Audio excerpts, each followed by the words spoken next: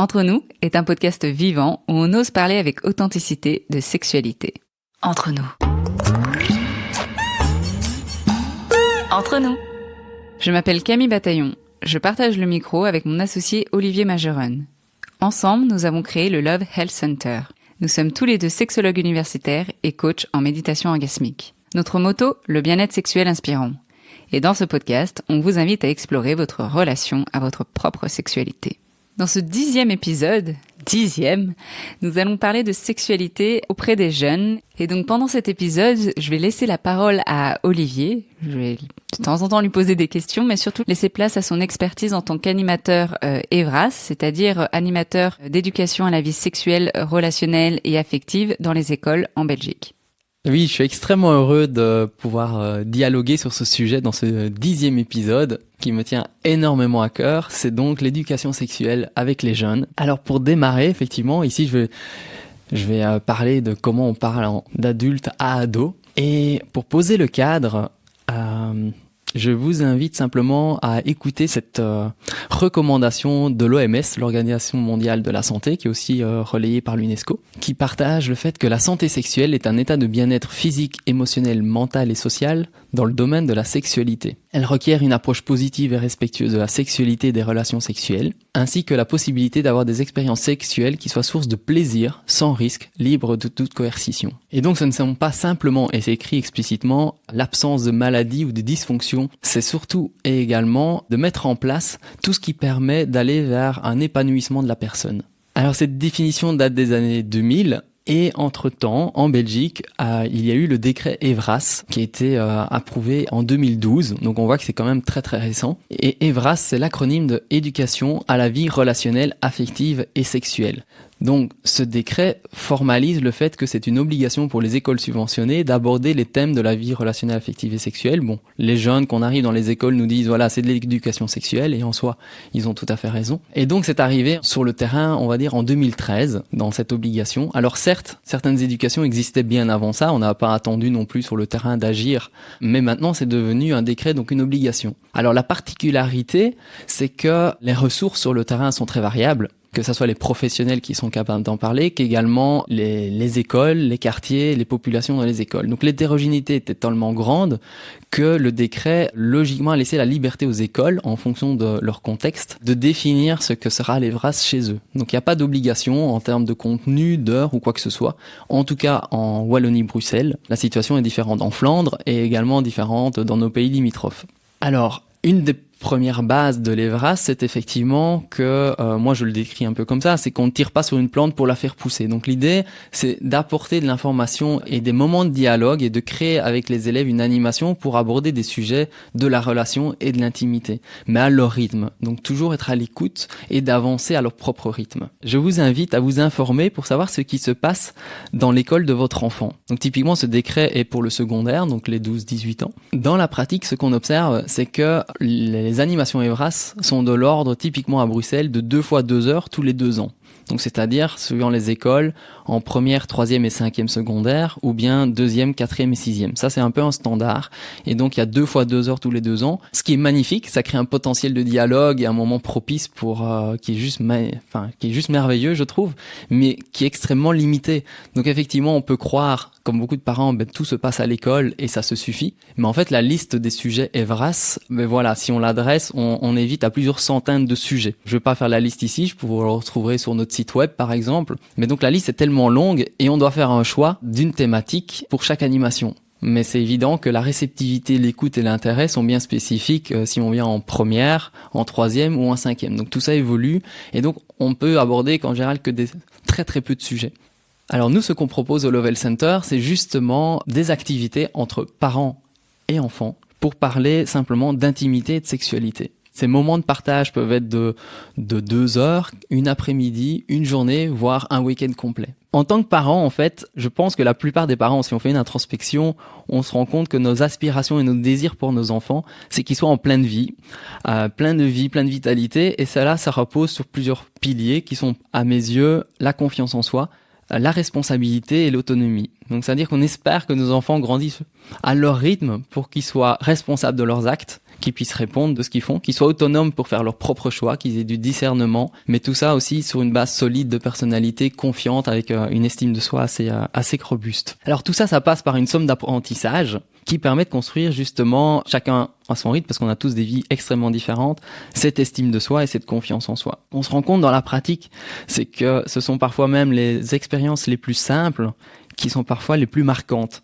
Et donc l'intérêt de ces moments de parole entre parents et enfants et adolescents, c'est justement de créer ces moments très simples d'écoute, de partage, qui permettent de réellement créer une connexion, une intimité assez forte et de faire évoluer la relation. Alors à l'heure actuelle, le monde va de plus en plus vite. Mais nos besoins de base sont toujours les mêmes. En fait, on reste des humains et ça ne change pas, quelles que soient les nouvelles technologies. C'est assez marrant. J'ai lu un livre récemment sur le réseautage et le fait qu'en fait, on vit de connexion et de relations. Et si on regarde 200 ans en arrière, dans une vie, on vivait effectivement avec très très peu de relations parce qu'il n'y avait pas toutes ces technologies qui permettaient d'être en relation et d'être en connexion avec le monde entier et de savoir ce qui se passe partout. Et moi-même, j'ai fait la recherche. Les 8 générations de femmes avant moi, donc la maman de ma maman et ainsi de suite, sur 8 générations, elles sont toutes nées à Charleroi. Donc on se rend compte que à Châtelet, pendant des générations, elles sont nées et elles sont mortes au même endroit. Et on sait qu'en fait, ça représente aussi le fait que les gens voyageaient peu, il y avait peu de moyens de communication, que ça soit par les médias, mais également physiquement. Alors qu'à l'heure actuelle, les statistiques montrent qu'on est en connexion avec n'importe qui à travers le monde et qu'on aura des milliers de connexions et de relations sur une vie. Alors on voit que tout ça, ça crée un potentiel énorme,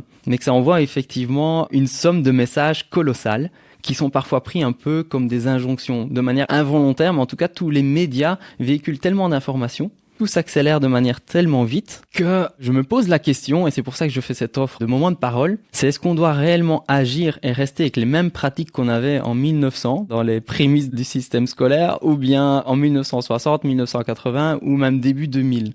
Alors toutes ces nouvelles technologies finalement font que on a une vie qui s'accélère.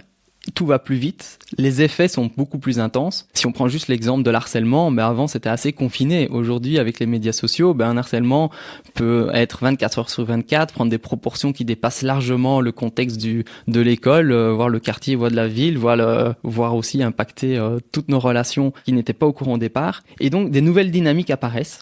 Et je me dis, si on souhaite permettre à nos enfants d'aller vers plus de confiance en eux, d'estime de soi pour affronter en fait ce monde en ébullition, on se doit d'agir. Et si on parle de l'intimité et de la sexualité, les articles scientifiques montrent que finalement, les parents en parlent très très peu, que souvent ce sont les mamans qui en parlent à leurs filles au moment de l'arrivée des menstruations. Et que quand la fréquence de communication augmente entre les parents et les enfants, il y a vraiment un focus sur les filles, sur les conséquences négatives et les risques en fait. Et ce qui est un peu dommageable, parce qu'en fait les jeunes dans la pratique sur le terrain, ils sont pleins de vie, ils ont envie de découvrir, ils ont envie de s'éveiller et d'aller vers quelque chose qui les émerveille et qui leur permette de profiter davantage de leurs relations.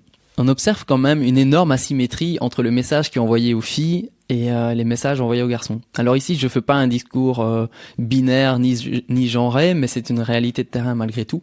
C'est qu'avec l'arrivée des règles, on parle énormément aux filles et finalement très très peu des garçons. Et ça, pour moi, c'est dommage. En fait, il y a un énorme potentiel de dialoguer avec les garçons, de dialoguer entre père et fils et d'apporter une réflexion et de s'approprier finalement le message. Parce qu'en fait, qu'on décide d'agir ou pas, il y a quand même de l'information qui circule à travers les médias et spécialement aujourd'hui à travers le porno. Une étude aux États-Unis avait montré que 30% de la consommation du trafic porno sur Internet était pour les moins de 11 ans. On se rend compte simplement qu'en fait, ils sont en recherche d'informations. Ils ont beaucoup de questionnements. Et donc, en fait, ils vont chercher l'information là où c'est le moins confrontant. Parce que parler de sexualité avec les proches, c'est extrêmement confrontant. Donc, on préfère effectivement aller chercher dans l'intimité et la simplicité sur Internet. Sauf qu'effectivement, ils vont se forger en fait des représentations mentales qui vont influencer une bonne partie de leur vie par la suite. Alors, les observations de terrain et les études scientifiques montrent qu'effectivement, il y a énormément d'inconfort et que les personnes sont très embarrassées pour parler de sexualité, que ça soit du chef des parents, que du chef des jeunes et des adolescents. Et en général, de ce fait-là, il y a très très peu qui se fait. Il y a très très peu de dialogues qui sont en général très stéréotypés.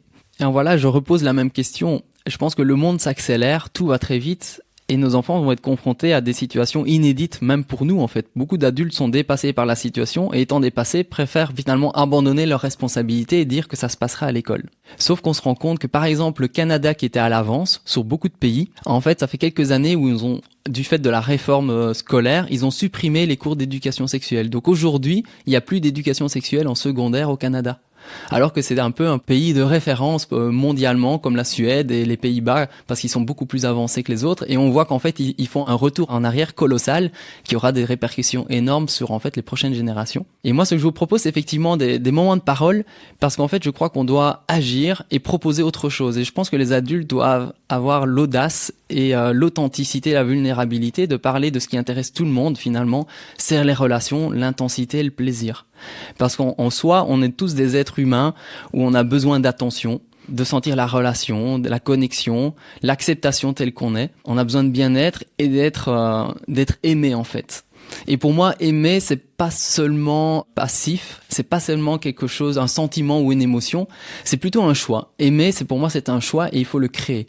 Et aimer, c'est principalement pour moi de la présence et de la qualité de présence. Et dans la présence, il y a aussi le côté temporel de patience. C'est le temps qu'on y met, mais aussi la patience qu'on a à écouter et d'être, en anglais on dit kind, mais c'est-à-dire dans l'acceptation et la douceur en fait, dans simplement l'ouverture. Donc, de créer des moments d'ouverture de parole. Et finalement, ce qu'on se souvient souvent dans la vie, c'est ces moments d'amour qui ont été intenses et qui sont souvent très très simples.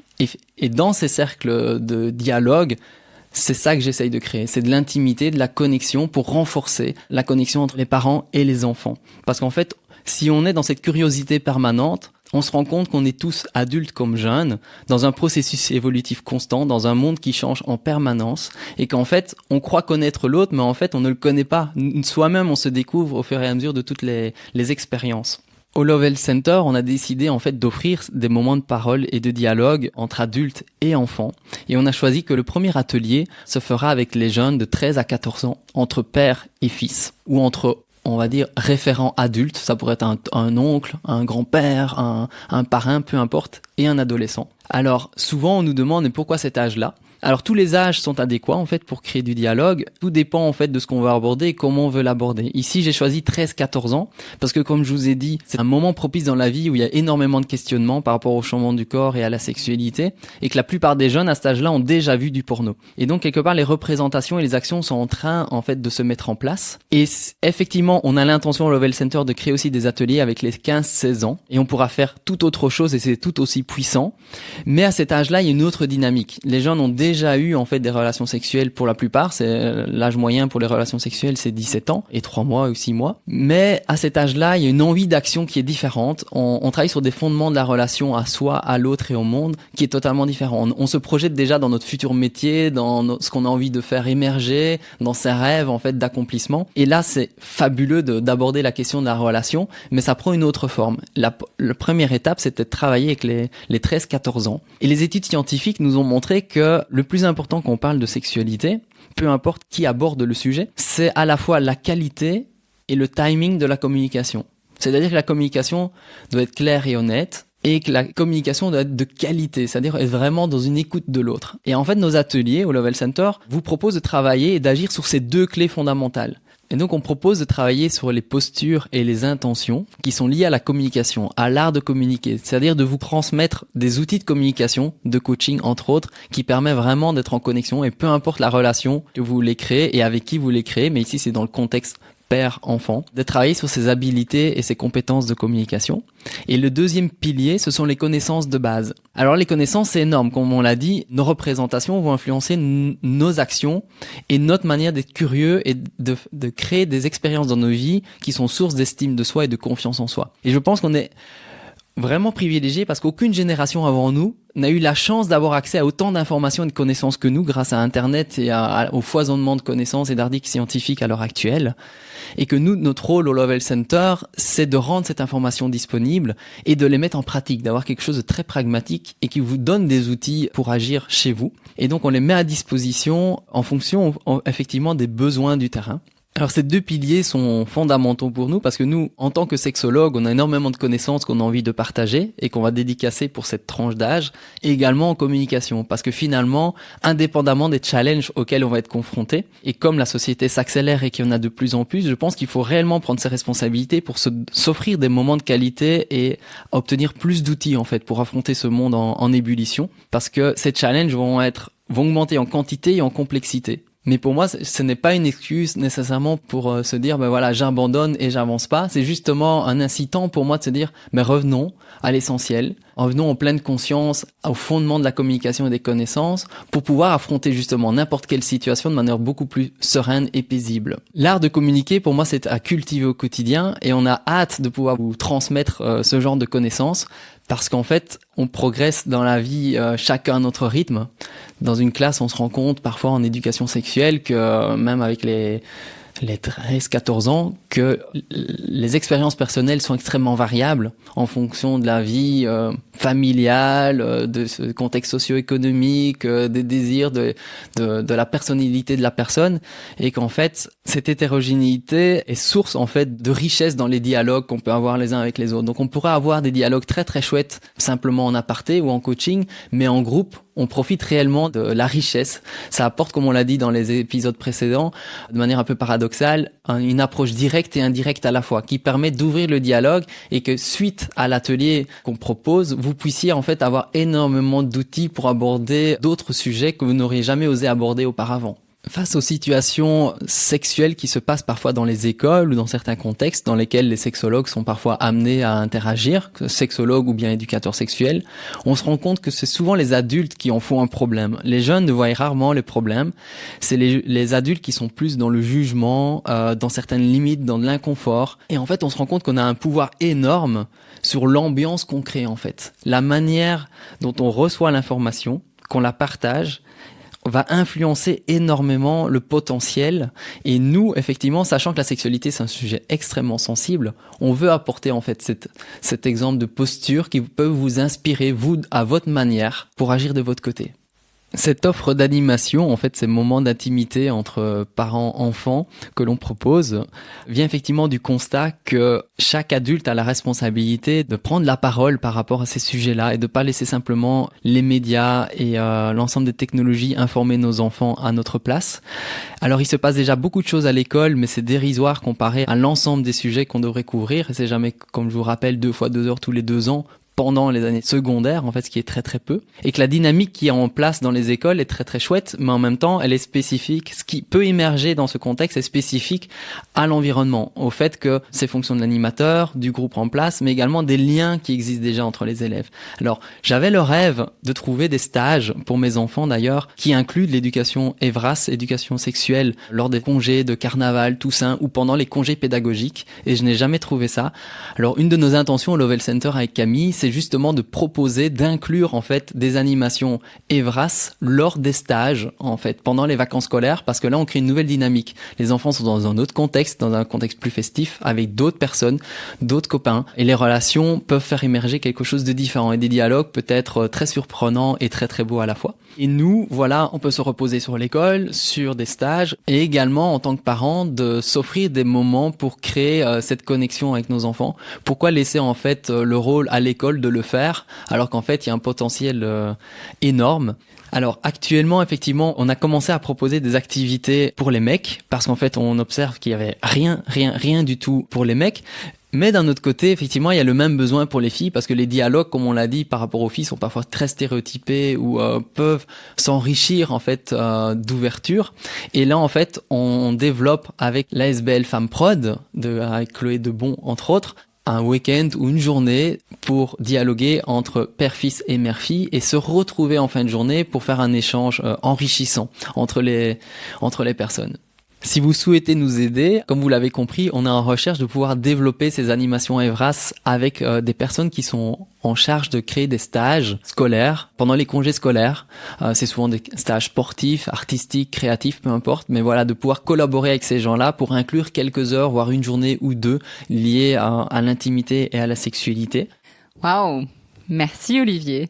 Je pensais avoir plein de questions, mais je t'ai écouté avec mes oreilles grandes ouvertes et subjuguées. Si vous avez des questions ou si vous êtes intéressé par les ateliers pour parler de sexualité avec vos adolescents, contactez-nous sur notre page Facebook du Love Health Center par message ou sur notre page Instagram du Love Health Center. Le Love Health Center est à la recherche de sponsors, donc si vous connaissez des personnes qui souhaitent investir, ne fût-ce que quelques centaines d'euros, pour nous permettre de continuer cette activité, on sera extrêmement ravis. Ça nous permet de créer ces moments de parole pour partager des réflexions, des questionnements, également des désirs pour faire émerger des nouvelles activités, des nouvelles relations au monde et avoir plus d'épanouissement dans la société. Donc voilà, c'est ce qui nous porte. Alors si vous souhaitez nous soutenir, contactez-nous. On vous remercie énormément pour votre belle écoute pour ce 10e épisode. Si vous avez des questions, des suggestions pour des prochaines thématiques, contactez-nous aussi. On sera ravis de lire vos suggestions. Au micro aujourd'hui, Olivier Majeron et Camille Bataillon. Production, montage et son, Camille Rimbaud de Inspire By, avec le soutien de thepodcastfactory.org. Entre nous. Entre nous.